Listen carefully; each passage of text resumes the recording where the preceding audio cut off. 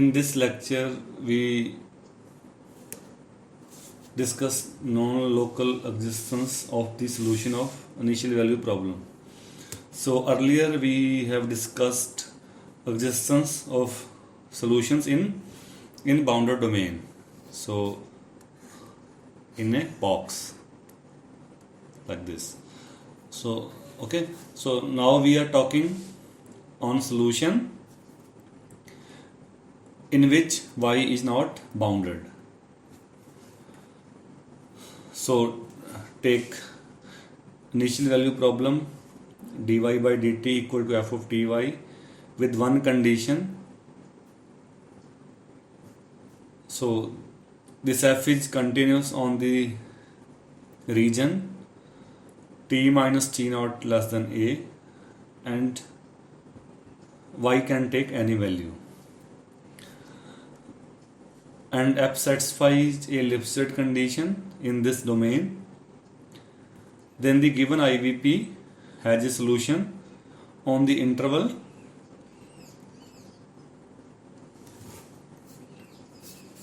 minus a plus t naught to a plus t naught, that is t minus t naught less than or equal to a. So we have same situation, but y is not bounded. So proof will be slightly different. So we have this IVP, okay. So f is continuous function on the region which is strip. So how this region looks like? So t minus t naught less than a. So this is point t naught. Okay, so slightly left and right depending on a, and y can take any value. So this will be the region.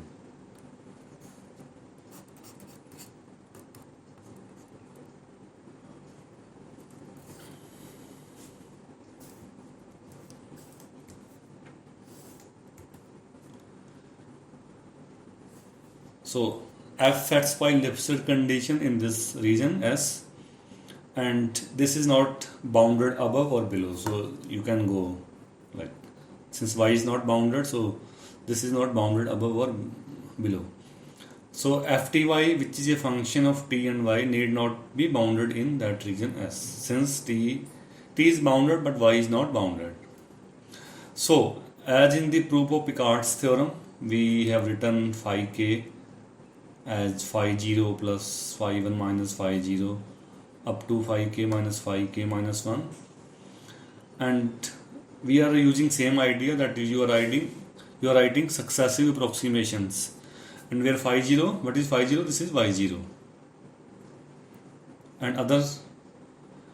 So you got phi 1 from phi 0 by using that iterative formula. So to show that phi k converges uniformly is equivalent to show that the series converges uniformly. Okay, so in the same manner.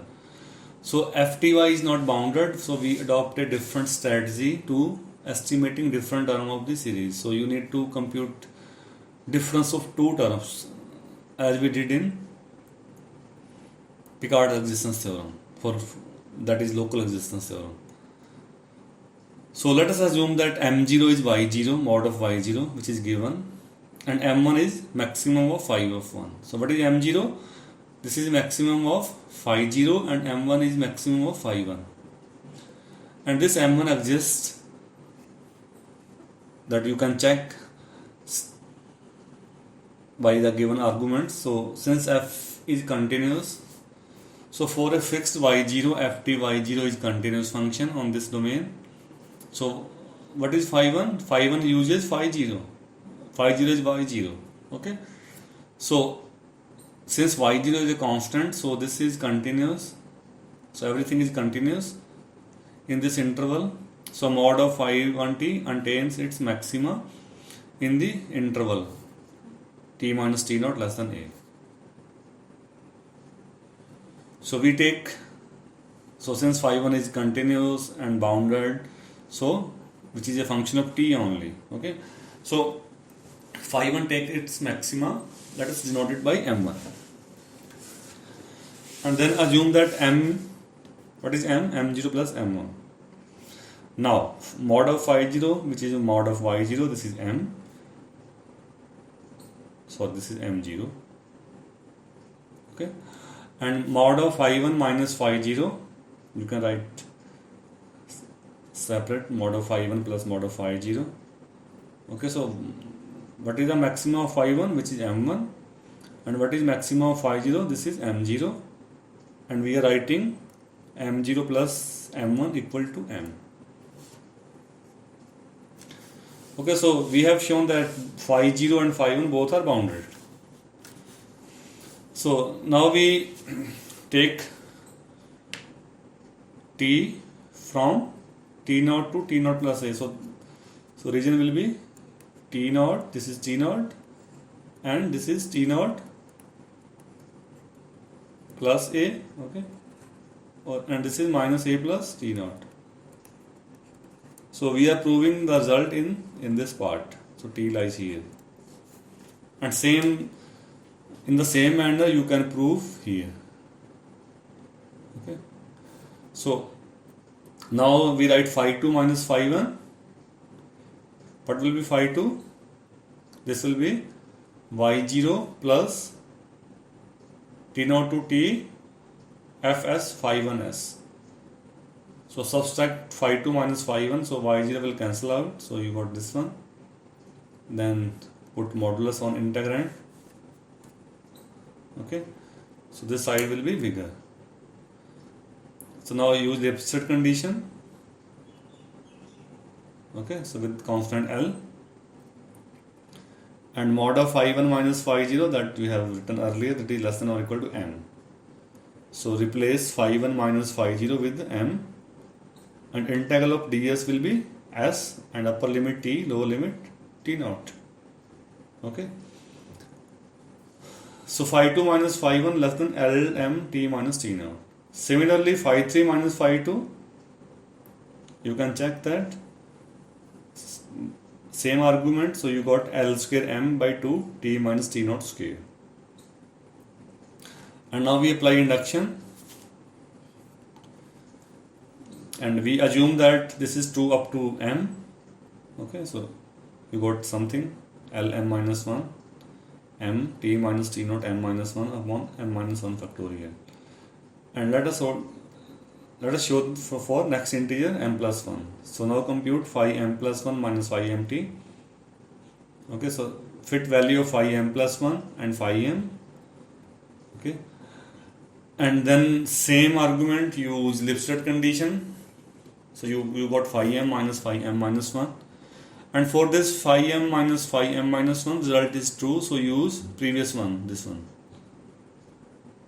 So fit value here L m minus 1 m by m minus 1 factorial, and you got s minus t naught. So replace t with s, okay, since you have phi m s, and integral of this will be s minus t naught m divided by m, and put upper limit t minus t naught, lower limit t naught, this will be 0. So you got this. So you are getting similar formula. So L m minus 1 is replacing with L power m. So okay, so replacing m minus 1 with m, you got same formula. So result is true for every integer by induction. And same argument can be applied on the left hand side of t naught. And if you combine both cases, and you will get here mod t minus t naught. Okay, so put a modulus here. So modulus t minus t naught. Okay, so since t minus t naught less than a, so this will be a m minus 1, and combine L and a, L a m minus 1 m divided by m minus 1 factorial. So now you can collect Now you can compute this sum, phi 0 plus this sum, and phi 0 less than or equal to m0. So this is just m0. Okay, so and this is less than or equal to m la m minus 1 m minus 1. So sum. And now each term on the left hand side is less than the corresponding term on the by right hand side.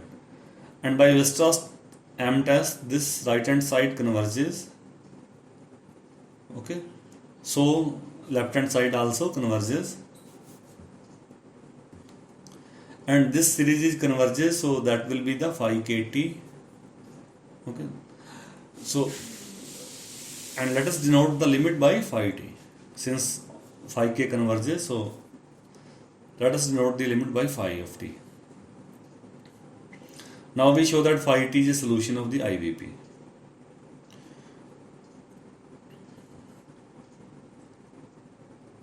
And for this you need to show that phi t satisfy the integral equation. So this will be the same, phi t will be y0 plus t naught to t fs phi s ds. That we need to show. Okay. So, and what is phi mt? So this is phi mt. So substitute the value of y0 from this equation. So compute y0. Y0 will be phi mt minus this integral, and put this value in equation 11. Okay. So phi t minus this is 11, phi t minus y0, and I am replacing y0 with this one. Okay, so collect the term of f and take modulus on both sides. Put a mod on left hand side, mod on right hand side, separate mod, use triangle inequality.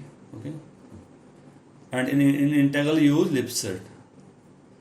So one L will come out, t naught to t phi s minus phi m minus 1, and you have shown that this phi m converges to phi. So in limiting case, there will be 0, and this is also 0, since phi m converges to phi. So this means left hand side, which is positive, less than or equal to 0, less than or equal to 0, this means that this is positive, it cannot be negative, so this is 0. So phi t takes this form in y0 plus t naught to t fs phi s ds. So this proves that on the interval t minus t naught less than a, whatever y you take, you got non-local existence of solution. Non-local existence of solution.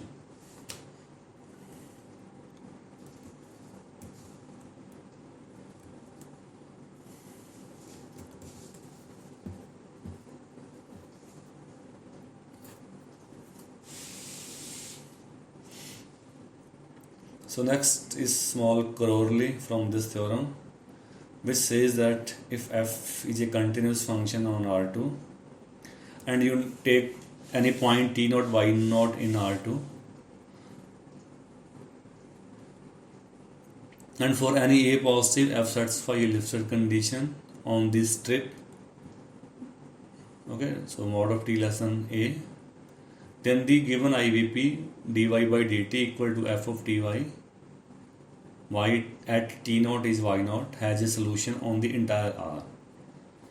This means that if you know solution on small interval, then you can extend the solution on entire R. As we have seen in the proof that there is no restriction on that A. So you can take this A quite large. So solution exists on entire R. And this is a small proof. So if t is any real number, then for any a positive, t is contained in this interval. Okay, t naught minus a to t naught plus a. For this a, the function f satisfy the condition of previous non-local existence theorem on this strip, this, as this strip is contained in this strip mod t less than a plus t naught. So solution exists for all t belongs to R. So if you know solution locally, you can extend the solution on entire R, that this Crowley says. So now we will apply to check the existence of solution. So what you need to check? You need to check continuity of F, and you need to check Lipschitz in Y. For example, take this IVP dy by dt equal to sine of ty, y at 0 is 1, so t naught is 0. Show that the solution exists on this strip S. So mod of t less than a, and t naught is 0 here, and y naught is 1. So f is sine ty, which is continuous everywhere, no need to bother. And for Lipschitz, you need to compute ft y1 minus ft y2, this difference. Take two different y1 and y2 in domain. Okay, so sine t y1 minus sine t y2. So now to find difference y1 minus y2, we need to apply mean value theorem. So what theorem says? So derivative of function with respect to y, derivative of sine ty will be t cos t y, and replace y with xi or c.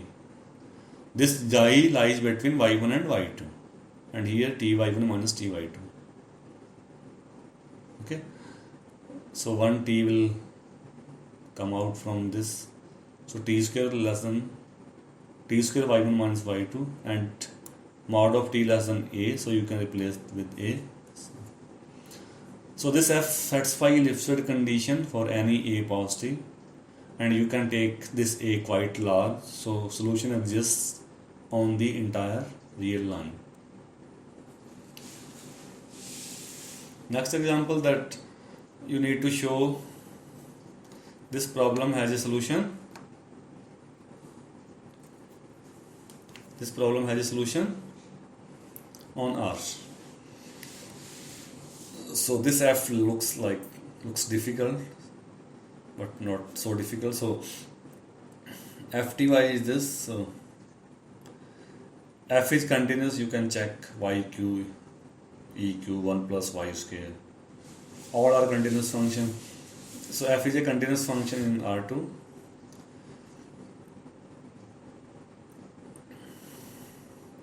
And if Lipschitz is difficult to check by definition, so you can compute Lipschitz condition from derivative. So just differentiate this function with respect to y, it's a derivative, and show that this derivative is bounded.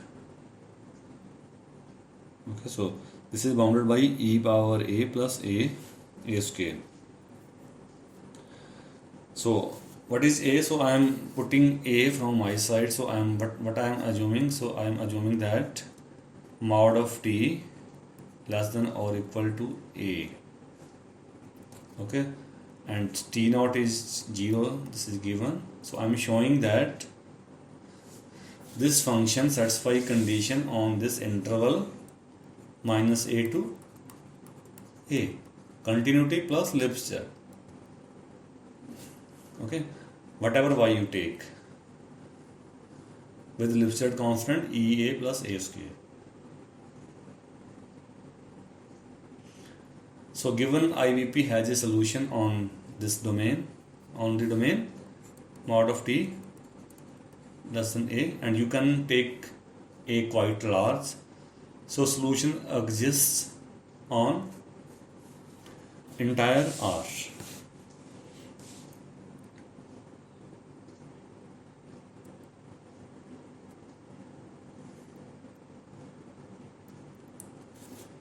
Now we talk about uniqueness of the solutions of initial value problem. So earlier we have shown that given IVP, if f is continuous, so f ty is continuous, so there exists a solution of given IVP. And now I am proving uniqueness, and we will use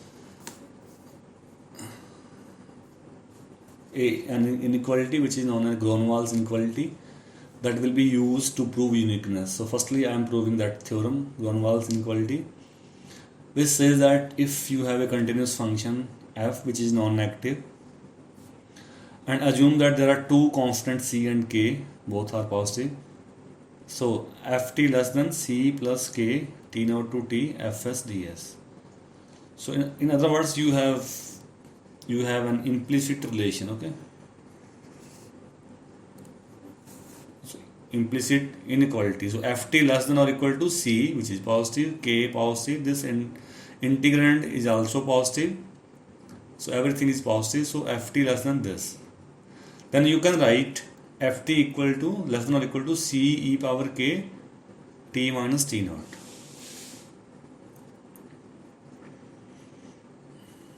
So what you got?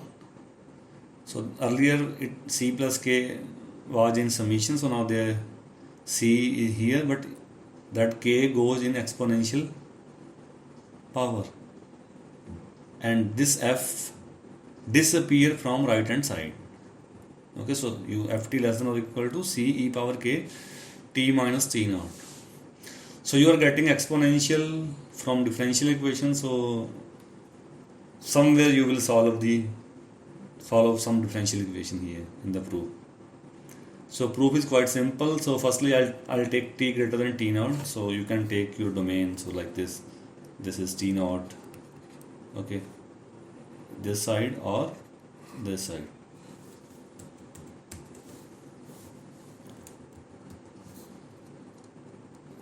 So you can take, okay, so I am taking t here, so t greater than t naught, and proof is similar for this side as well. So we assume that zt, that is new function c plus k t naught to t fs ds. So just assume right hand side, okay, as zt. Then differentiate derivative z dash t, derivative of c will be 0, k, derivative of integral k f, upper limit ft. So just differentiate that z, so you got z dash t equal to k times ft. Now since f is less than or equal to that right hand side which is denoted by z, so f is less than z, so what you got, z dash t equal to, from previous last equation, z dash t equal to k ft, okay, and f is less than z, so you can write this. So actually I am changing whole inequality in z, so you got z dash by z less than or equal to k, and now you have one variable, you can one dependent variable z, so you can integrate, okay, t naught to t, just replace t with this inside, since we are writing limit in term of t. Just integrate both sides, so you got log left hand side z by z t naught, right hand side k. So zt less than some z t naught e power k t minus t naught. And what will be z t naught? Z t naught. That will be c plus k integral from t naught to t naught fs ds. This will be 0, same limit. Okay, so you got just c. So this is c e power k t minus t naught. Since f is less than or equal to z, so you can also write ft less than c e power k t minus t naught. And similarly we can prove that if t less than t naught, the same result. And combining both cases, you got a mod here, modulus t minus t naught, to make everything positive. So ft less than or equal to c e power k t minus t naught. Okay, so using this Cronval inequality, we write a corollary which says that if f is a continuous non-negative function and k is a non-negative constant in the same manner, so if ft less than or equal to k times t naught to t fs ds, then ft is 0. So there is no c. Okay. So in the same manner, you can prove that for t greater than t naught and take epsilon in place of that c. In the proof of previous theorem, write ft less than epsilon plus k t naught to t fs ds, and at the end we will replace epsilon with 0. Now apply Cronval inequality. So ft less than or equal to epsilon e power k t minus t naught. So which gives that, and same result for t less than t naught. So ft less than or equal to epsilon e power k t minus t naught. Since epsilon is arbitrary, so you can take epsilon 0. So ft is non-negative, so you can write ft equal to 0 by taking limit epsilon goes to 0 positive, by taking right limit. So we will use this result. So what Crowley says, if f is a continuous non-negative function and k is a non-negative constant, and if ft less than k times t naught to t fs ds, then ft is 0. So if ft is less than integral of same function, some positive constant, then ft will be 0. So now we will prove the main uniqueness theorem. Let fty be a continuous function which satisfies a Lipschitz condition on the region A with the Lipschitz constant L, where A is either a rectangle that we have taken in the proof of existence theorem, first local, or it can be a strip like in no local existence theorem. So A is the region for both cases, so whether y is bounded or unbounded.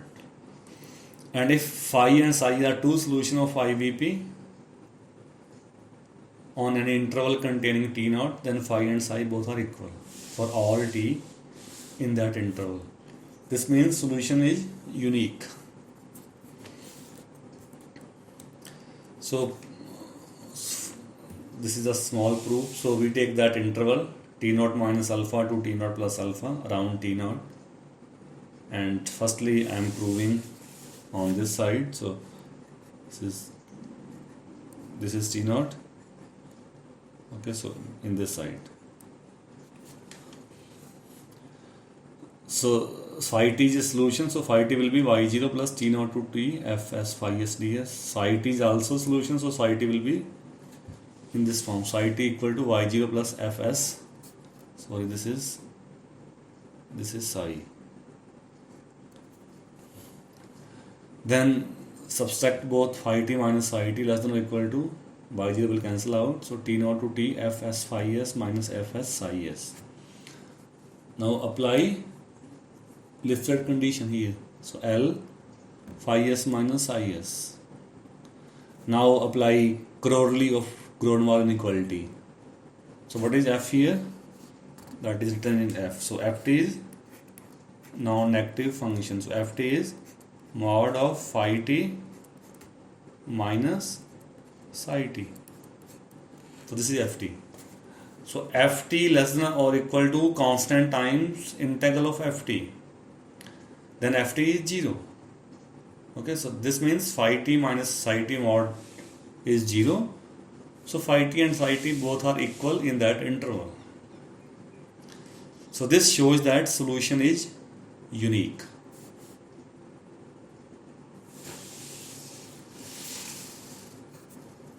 Okay.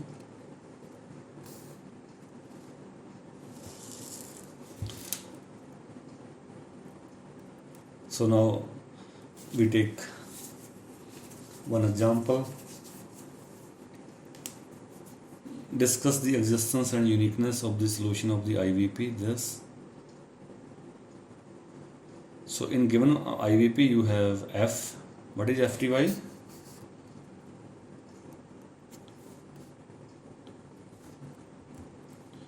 It is fty. Fty is y1 y3 plus t. And what is t naught? T naught is 1 and y naught is 0. So check Lipset, and you can check this is continuous. Apply Lipset condition. Okay. So try to get y1 minus y2 on top, or you can check from derivative. So since you are dividing with this number y1 y2, so if we take y2 equal to 0, then condition says that ft y1 minus ft y2 is 0. So y1 minus y2, so mod division y1 to power 3, and y, if your region include 0, so then y1 can take value 0. So this number 1 by y1 2 power 3 will become unbounded. So this function does not satisfy Lipset condition around that region. Okay, so you're starting with 0, y1 0, y0 is 0. So around this region, this does not satisfy Lipset condition. So, and you should remember that these conditions are only sufficient. This means if condition holds, then you can talk about existence and uniqueness. If condition don't hold, you cannot say anything. So f does not satisfy Lipset condition, so we cannot say whether unique solution exists or does not exist. And if you change the initial condition y1 replace with 1 0 with 1, then you can check that this problem has a unique solution around 1 1.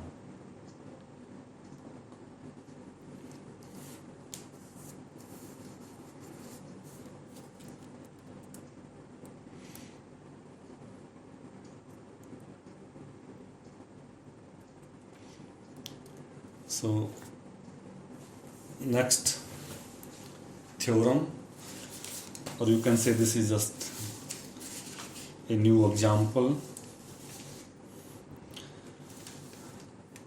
We say that if f is a continuous function on strip S or on rectangle, so you can take both region, okay, local or non-local, and further f satisfy a Lipset condition on given region with constant L.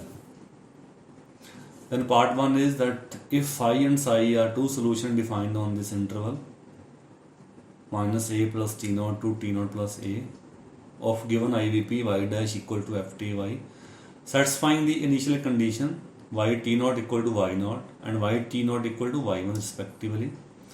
So in other words, you have same situation, but you have two initial conditions. Okay. So in other words, you have two different problems. Y t naught equal to y naught and y t naught equal to y1. Then mod of it minus it less than or equal to this number. And this is called continuous dependence on the initial data. Okay. So if you change the initial data, so you can compute the solution difference by using this result. And second result says that if g be a continuous function on given region, g is a new function like f, and gty minus fty less than epsilon for all ty in domain. Okay, so they are quite close to each other. And phi and psi are two solutions of the given IVP.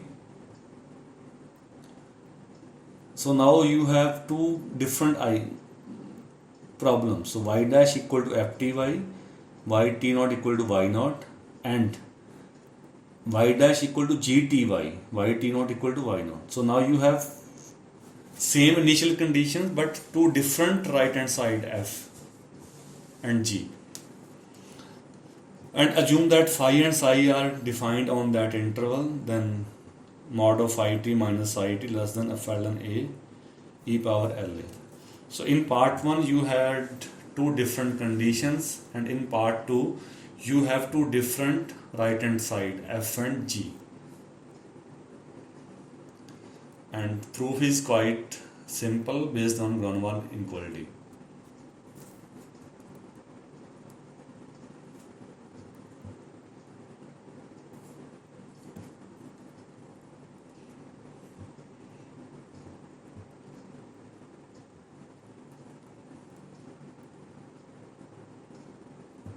So now we will prove the result.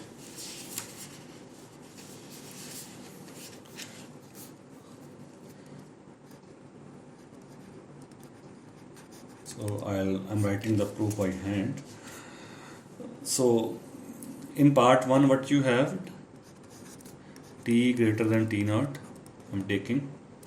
So you have solution phi t equal to y0 plus t naught to t f s phi s ds. Okay, and second solution is psi of t with one more condition y. So now you have solution, initial condition y1. Okay, so this is again f s phi s ds. Okay, so you have same differential equation, so you, and with two initial condition y0 and y1, and now I need to compute the difference phi t minus psi t. So subtract both. What you got? y0 minus y1 plus t naught to t, and you can combine both integral together. So fs phi s minus fs psi of s. So here you need to write psi, okay, and ds, and take modulus on both sides. Okay, so use triangle inequality.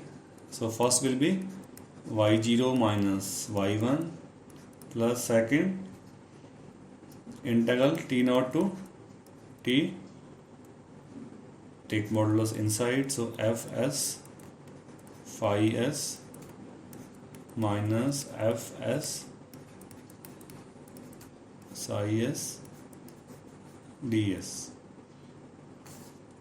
Okay, so which is less than or equal to y0 minus y1 plus, use Lipstadt condition, so L times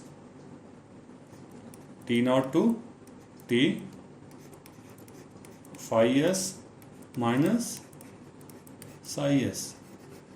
Apply Lipstadt condition.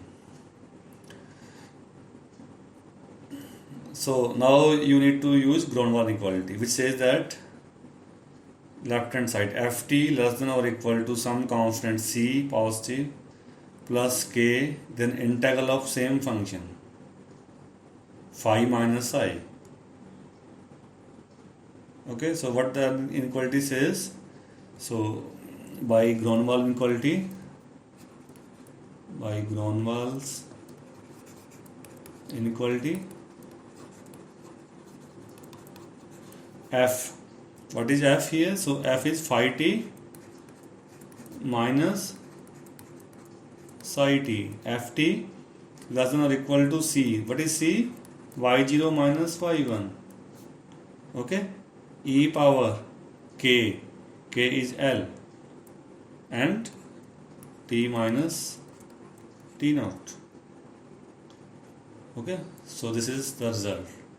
And similarly proof for t less than t naught. So for both cases,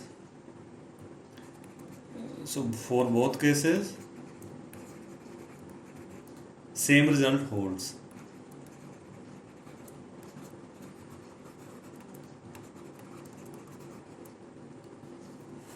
Okay, so for both cases same, you can prove similar, just you got mod t minus t naught.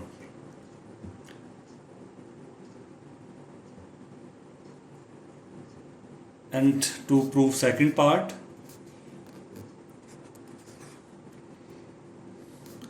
now you have two different IVP. So first solution is phi. What is phi? For first problem, y0 plus t naught to t f s phi s, and psi t is a solution of second problem with same initial condition y0 t naught to t. Now replace f with g.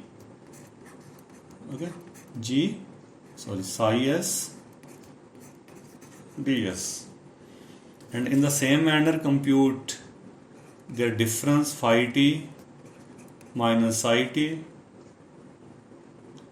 So now y0 will be cancelled out, so t naught to t f s phi s minus g s psi s and ds. Okay, so now you need to do some manipulation. So t naught to t, we can write f s phi s minus f s psi s, so minus and plus f s psi s, and minus g s psi s ds. Okay, so we had minus and plus. So why we have done so, actually we want to keep same f, or you can keep same g, so that you can use the given condition. So now take modulus on left hand side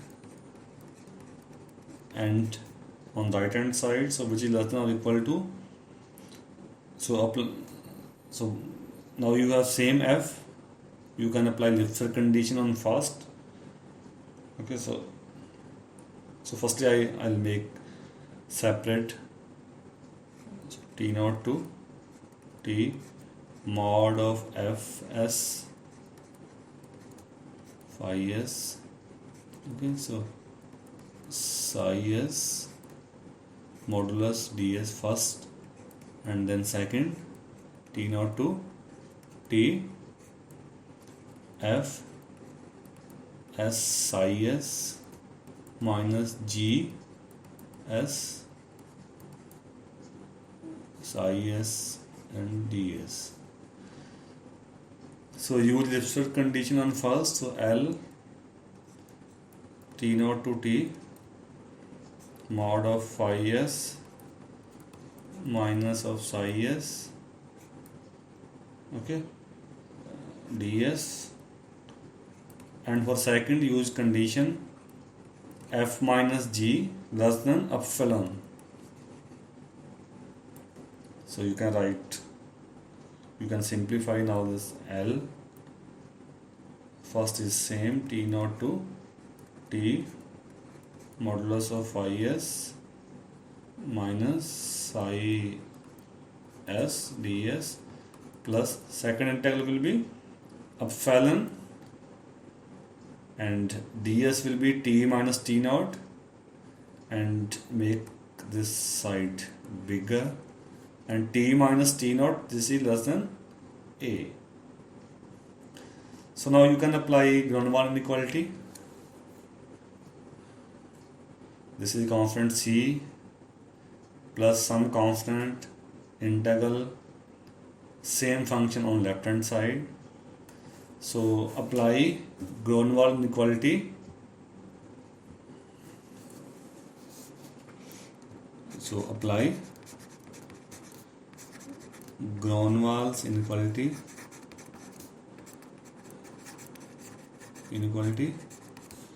you got, so phi t minus I t, which is ft less than or equal to c is a Ferdinand A constant, e power L A, and we have proved for t greater than t naught. Similarly, you can prove for t less than t naught. So combining both cases, same results hold.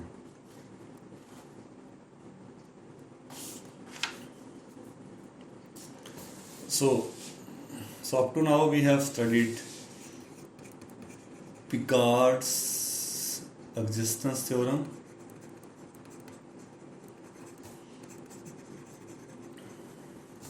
so two versions, local and non-local.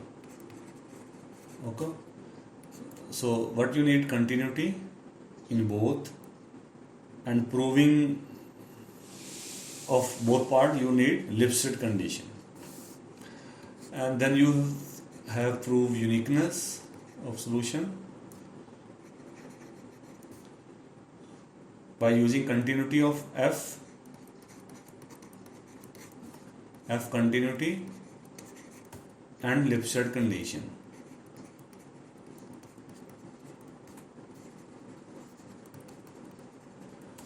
Okay, and these conditions are only sufficient and they are not necessary for existence and uniqueness of the solutions.